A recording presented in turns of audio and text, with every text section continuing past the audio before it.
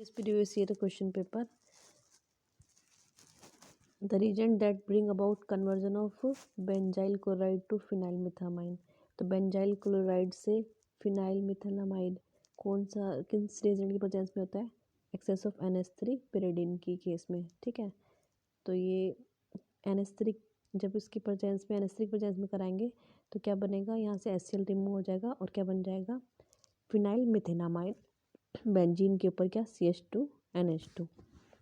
Next, which of the following compound shall produce ester on treatment with aluminium ethoxide. तो aluminium ethoxide से जब जो aldehyde है वो रिएक्ट करता है तो क्या बनाता है? पहले क्या बनता है? अल्कोहल और एसिड बनता है. ठीक है, और उसके बाद फर्दर रिएक्शन होकर क्या बना जाता है? एस्टरिफिकेशन हो जाती है. और इस रिएक्शन को क्या बोलते हैं? Teaching reaction. ठीक है, इन FeCO3 the FeC bond process. तो FeCO जो बॉन्ड है उसके अंदर क्या होगा? जो आयरन है ये मेटल कार्बोनिल बॉन्ड है. ठीक है, और मेटल कार्बोनिल बॉन्ड में दोनों करेक्टर होते हैं. इसके साथ ही सिग्मा बॉन्ड भी बनाएगा और जो डबल बॉन्ड वो है उसमें क्या एक सिग्मा बॉन्ड और टू पाई बॉन्ड भी है. ठीक है, और जो सिग्मा बॉन्ड बन रहा है वो आयरन के बीच में कार्बन के बीच में बन रहा है और बैक बॉन्डिंग से क्या बन रहा है? पाई बॉन्ड फॉर्मेशन हो रहा है. उसके बाद in the formation of methane from water gas CO plus में 3H2 क्या बना रहा है? CH4 प्लस में H2O. ठीक है, if the vapour is remove, अगर इस वेपर को रिमूव कर देंगे तो क्या होगा? तो बताओ क्या होगा? अगर वेपर को रिमूव कर देंगे तो रिएक्शन क्या होगी? KC is equal to CH4 H2O divide by CO plus में क्या होगा? H2 3 time. अब अगर हम H2O को रिमूव कर देंगे तो रेट कहाँ जाएगा? फॉरवर्ड डायरेक्शन में. ठीक है, तो अकॉर्डिंग टू प्रिंसिपल क्या होगा? अगर टेम्परेचर है गिवन टेम्परेचर है के ई की वैल्यू रिमेन कांस्टेंट, अगर उसकी वैल्यू हमको कांस्टेंट रखेंगे, अगर हम वाटर मॉलिक्यूल को क्या करेंगे रिमूव करेंगे तो के ई की वैल्यू क्या हो जाएगी? कम हो जाएगी. ठीक है, तो उसकी रिएक्शन को के ई क्यू की वैल्यू इक्विलिब्रियम में के ई की वैल्यू को बढ़ाने के लिए हमें क्या करना पड़ेगा? जो H2 मॉलिक्यूल है उसको रिमूव, अगर हम लगातार रिमूव करते जा रहे हैं तो रिएक्शन फॉरवर्ड डायरेक्शन में जाएगी. ठीक है, क्योंकि और ज़्यादा फॉर्मेशन होगा इसका H2O का और ज़्यादा से ज़्यादा क्या बनेगा? CH4 बनेगा. ठीक है, नेक्स्ट है solubility of aniline in water is increase by adding. तो एनिलीन है क्या? एक बेस है. बेस की सोलिबिलिटी वाटर में बढ़ाने के लिए हम क्या करेंगे? उसमें एसिड क्या करेंगे? ऐड करेंगे. तो क्या आएगा? 1 MHCl ऐड. नेक्स्ट है atomic number of chromium and iron 24 and 26. Which of the following is paramagnetic in nature. तो हमें पता है क्रोमियम की है जो इलेक्ट्रॉनिक कॉन्फ़िगरेशन क्या होगी? 3d5 4s1 और आयरन की कितनी होगी? 3d6 4s2. ठीक है, तो इसके अंदर जो क्रोमियम जो इसमें हम वो देखेंगे कॉम्प्लेक्स के अंदर किसके पास अनपेयर्ड इलेक्ट्रॉन प्रेजेंट है. ठीक है, तो FeCN6 4 नेगेटिव. तो इसमें जो है ये जो लिगेंड प्रेजेंट है वो कौन सा? स्ट्रॉन्ग फील्ड लिगेंड है. तो पेयरिंग हो जाएगी, कोई भी अनपेयर्ड इलेक्ट्रॉन प्रेजेंट नहीं होगा. ठीक है, चार्ज कितना आएगा इस पर? +2. तो 3d6 और 3d6 4s2 और उसके बाद जो बचे हुए हैं वो पेयर कर लेंगे तो अनपेयर्ड इलेक्ट्रॉन 0 हो गया. और उसके बाद है क्रोमियम CO6, इसमें भी पेयरिंग हो जाएगी, कोई अनपेयर्ड इलेक्ट्रॉन प्रेजेंट नहीं है. नेक्स्ट है Cr+3 3d5 4s1 और ऊपर से क्या? वीक फील्ड लिगेंड है. तो वीक फील्ड लिगेंड में कोई पेयरिंग नहीं होगी. पेयरिंग नहीं होने की वजह से ये क्या होगा? अनपेयर्ड इलेक्ट्रॉन प्रेजेंट होंगे और कैसे बिहेवियर दिखाएगा, कैसी प्रॉपर्टी शो करेगा? Paramagnetic in nature. ठीक है, नेक्स्ट है ये भी क्या? स्ट्रॉन्ग फील्ड लिगेंड है तो पेयरिंग हो जाएगी, यहाँ पे भी अनपेयर्ड इलेक्ट्रॉन प्रेजेंट नहीं होगा. ठीक है, तो हमारा जो पैरामैग्नेटिक इन नेचर वाला आंसर क्या आएगा? 3rd. नेक्स्ट है the correct order of reactivity in hydrolysis of the following. किसका हाइड्रोलिसिस फास्ट होगा? तो हाइड्रोलिसिस किस पे डिपेंड करेगा? जिसका लिविंग ग्रुप ज़्यादा अच्छा होगा वो जल्दी हाइड्रोलिसिस हो जाएगा. तो ऑर्डर क्या आएगा इसका?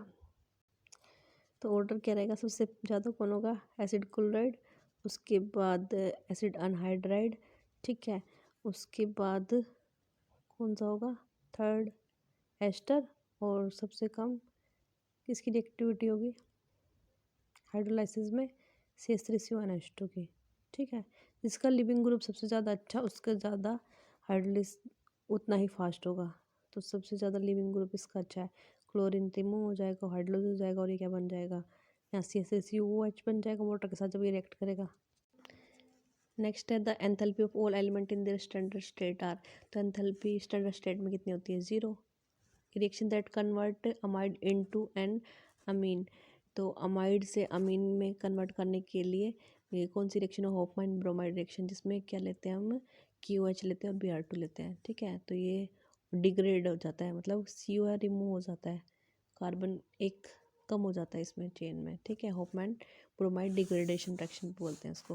विच of the following product will be form in the following sequence. क्या दे रखा है हेक्सेनॉल दे रखा है। ठीक है, उसकी रिएक्शन कंसनट्रेटेड H2SO4 से कराएंगे तो क्या होगा वाटर मॉलिक्यूल यहाँ से रिमूव हो जाएगा।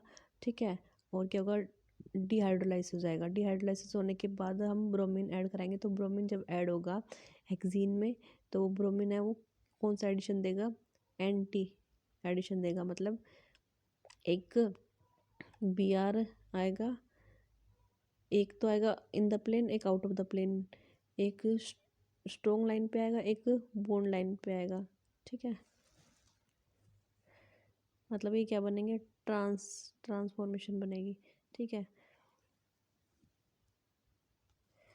Next which of the following represent electron configuration of more electropositive element. तो मोर इलेक्ट्रोपॉजिटिव एलिमेंट कौन होता है पूरी पीरियोडिक टेबल में सीजियम और सीजियम की इलेक्ट्रॉन कॉन्फिगरेशन क्या होगी जीनोन 6s1।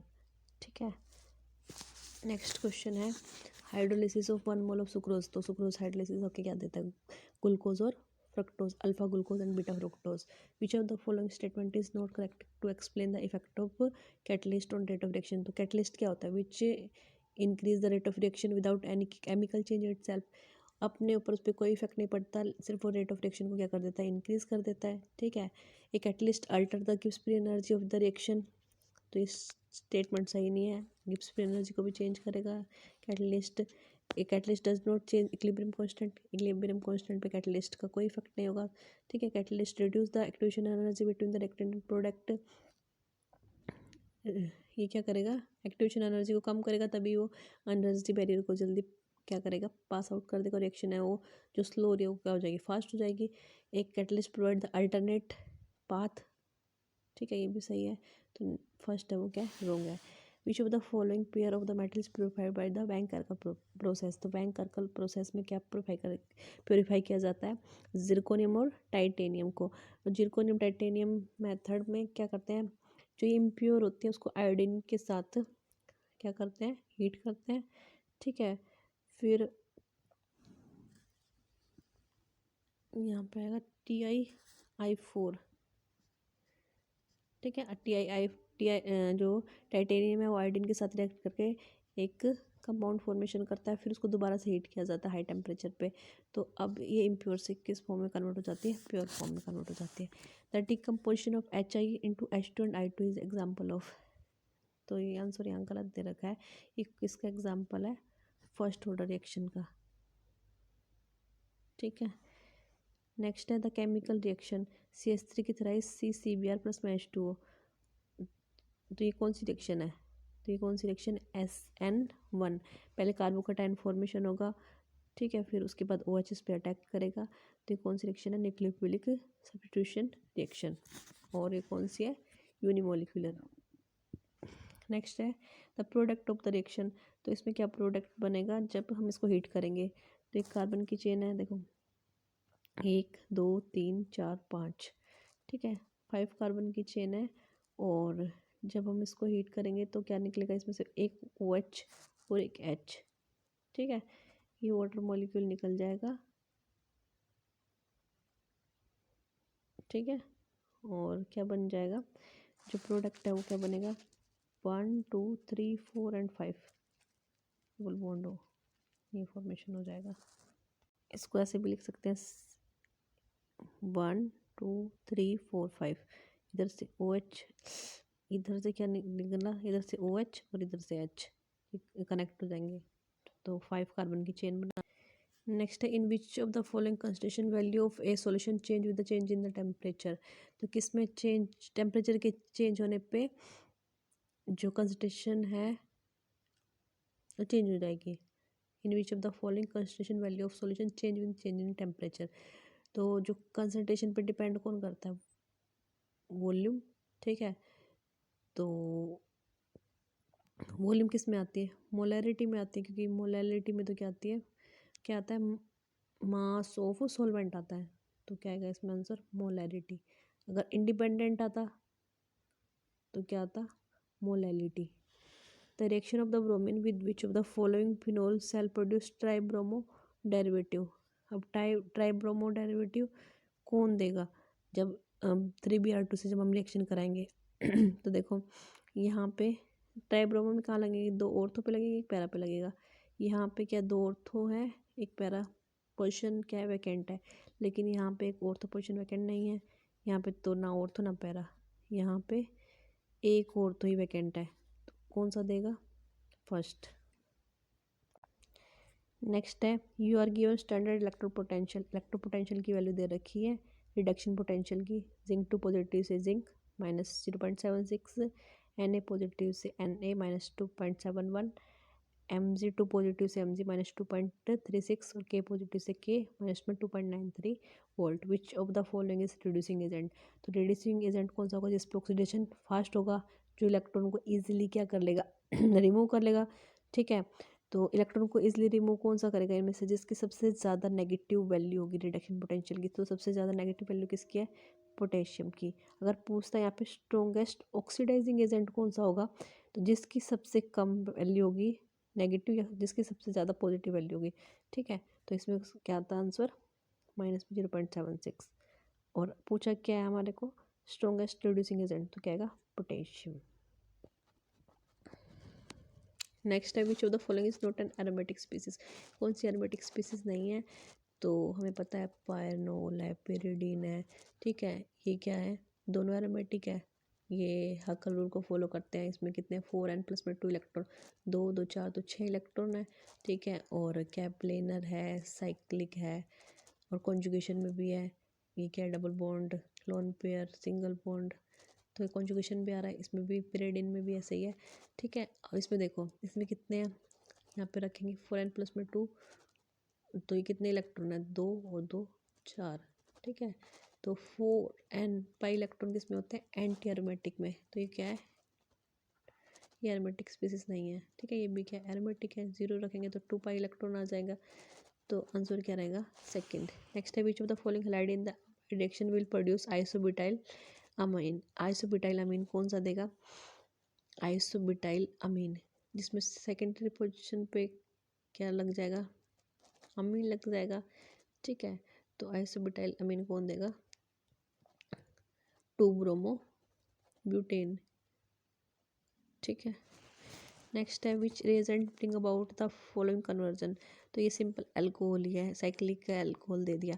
तो साइक्लिक अल्कोहल या अल्कोहल हो, सिंपल ROH है, तो ROH की रिएक्शन किससे कराएंगे कि ये बन जाए, ब्रोमो साइक्लोपेंटेन बन जाए। तो उसके लिए किससे रिएक्शन होती है, तो PBr3 से। ठीक है, या PBr5 होता है यहाँ पे, तो आंसर क्या आएगा, PBr3। The rate constant for the first of reaction is 16 second inverse.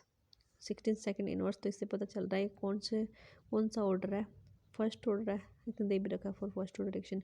How much time it will be reduce the initial concentration of the reactant 1/16।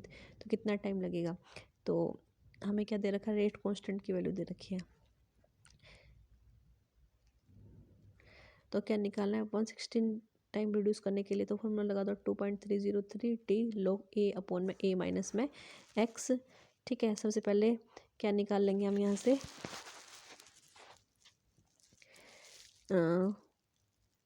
सबसे पहले क्या निकालेंगे, टाइम निकाल लेंगे। ठीक है, कितना निकलेगा, T12 = 0.693/K। K की वैल्यू दे ही रखी है 16 सेकेंड इनवर्स। तो यहाँ से क्या निकलेगा, T12 निकल जाएगा। अब फॉर्मूला लगा दो, तो उससे क्या निकल जाएगी, how much time it will be reduce, कितने टाइम में वो रिड्यूस होगा। तो क्या फॉर्मूला लगाएंगे इसमें, तो क्या आ गया, टी आप आ गया, कितना आ गया 0.011। अब इसके बाद नेक्स्ट हम पुट करेंगे फॉर्मूले में, टी इज इक्वल टू 2.303 के लॉग ए अपॉन में ए माइनस में एक्स। तो 2.303 और हमारा ये वैल्यू आई थी, तो ये पुट कर लो, या फिर 0.693 अपॉन में 60 पुट कर लो। तो ये हमने पुट कर लिया 0.693 इंटू 60 लॉग इनिशियल कंसंट्रेशन 1 और फाइनल 1/16। तो ऊपर चला गया तो 16 हो गया। अब इसको सोल्व कर लेंगे, 2.303 0.693 इंटू 60 और लॉग 16 2 की पावर 4 4 लॉग 2 और लॉग 2 की वैल्यू रख लेंगे 0.3010। तो सोल्व करने के बाद आंसर क्या आएगा 4.6 10⁻² सेकेंड। नेक्स्ट है which atomic number 25 a divalent ion in aqueous solution has magnetic moment. अब देखो 25 एटॉमिक नंबर है, तो 25 एटॉमिक नंबर है, तो नंबर ऑफ अनपेड इलेक्ट्रॉन कितने हैं इसमें 5 है।